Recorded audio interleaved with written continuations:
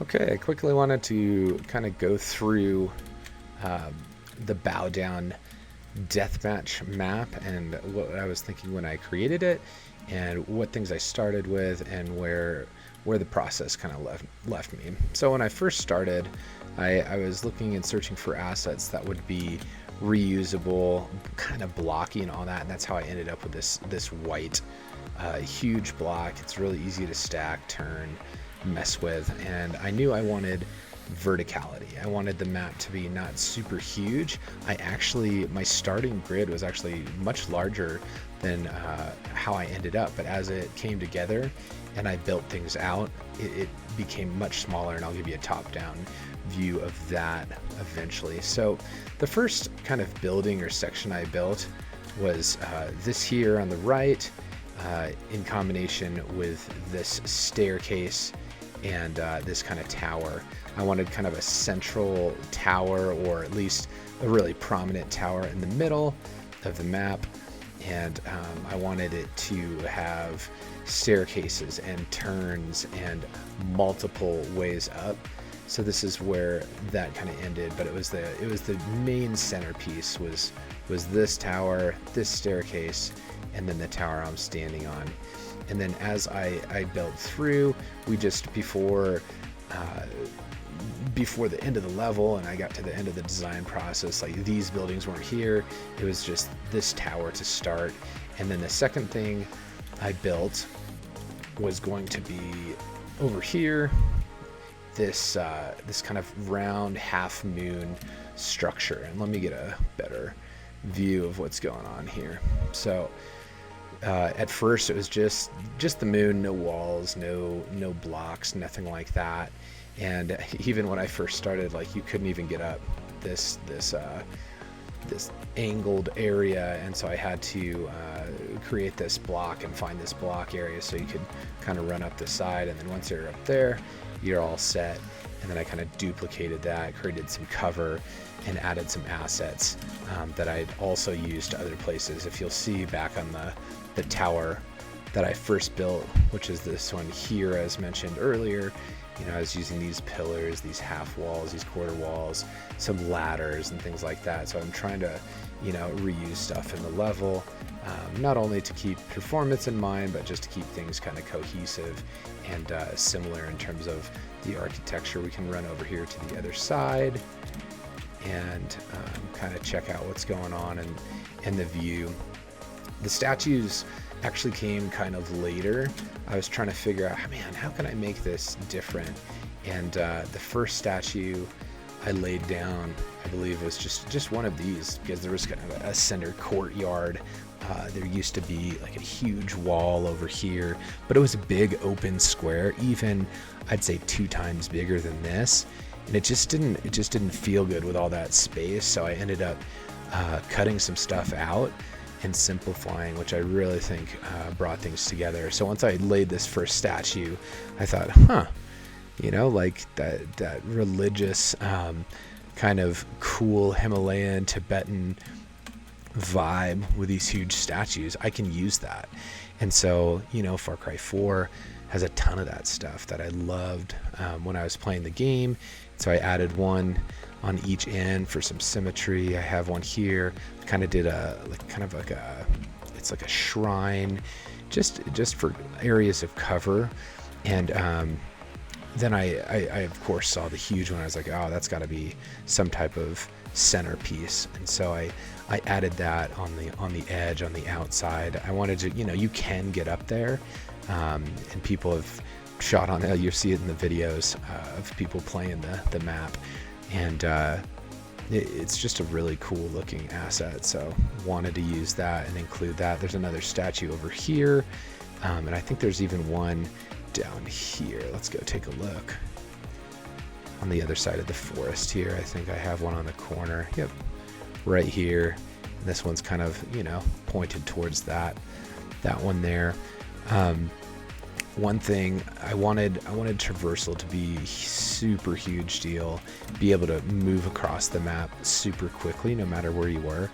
And at first I had kind of just various structures that you could, built up. It wasn't a bridge, and you could kind of run over there. The statue didn't exist, but I didn't like the feel of that, and I wanted a big bridge piece. But the problem I was having was when I came over here, the bridge didn't go anywhere. It didn't go off into here with I was thinking, oh, maybe I could block that with some rocks, like something fell on it or whatever. And I just ended up not loving it. But I thought of the statues again, put this huge statue at the end, so it felt like maybe there's a point to this this bridge, and it kind of tied the level together, and it also gives us some like rad options for traversal, which I was pretty stoked about.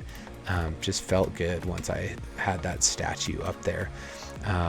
When it comes to other traversal items, I was just wondering, man, how can we make this interesting with water or something else? And so I even added a little, water area down here, and you can, swim.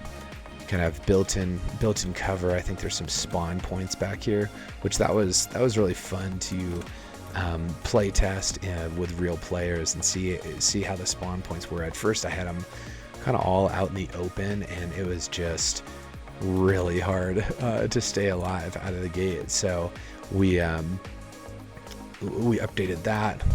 I updated that and put all the spawn points kind of in different places that you couldn't be seen out of the gate unless you just happen to be there. So like if someone's standing here, they spawn there, and then some of these other spots, they're mostly like inside or behind corners, so you're not going to get totally hammered at spawn right out of the gate.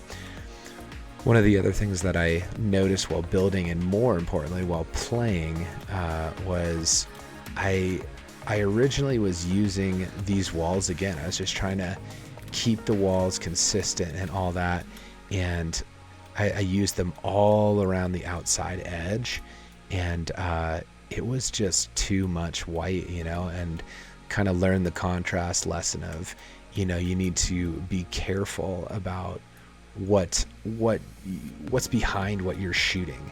If it's too dark, you're not going to be able to see the models, and that's not very satisfying when you can't see what you're shooting. So now, no matter where you are, if you're here or come up here, like even over here, you have this like dark reference. Imagine if that was white, and it's just really hard to see when it's white. So now we have dark places all around the edge, so you kind of know where the edge is, but also have a nice backdrop for when you're shooting at models.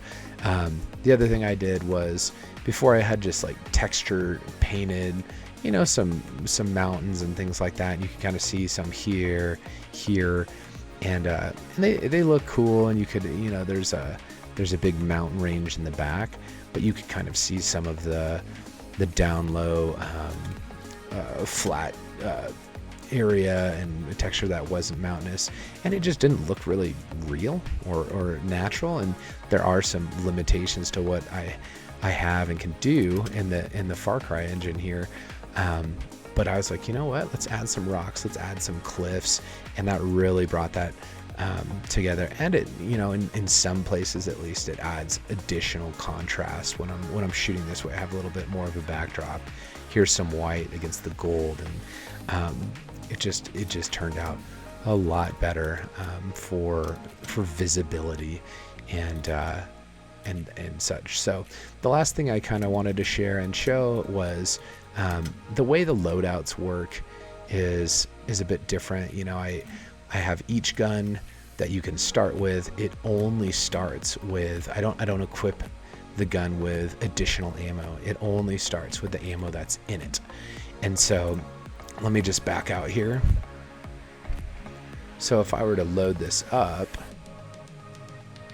I have a burst, I have a shotgun, I have the B2B, also a burst, and then you have the 45-75 rifle.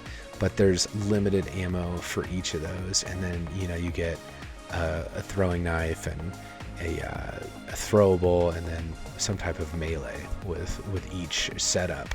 And the reason I did that is I want people to move. I don't want them to be just posted up in a corner unloading whole clips.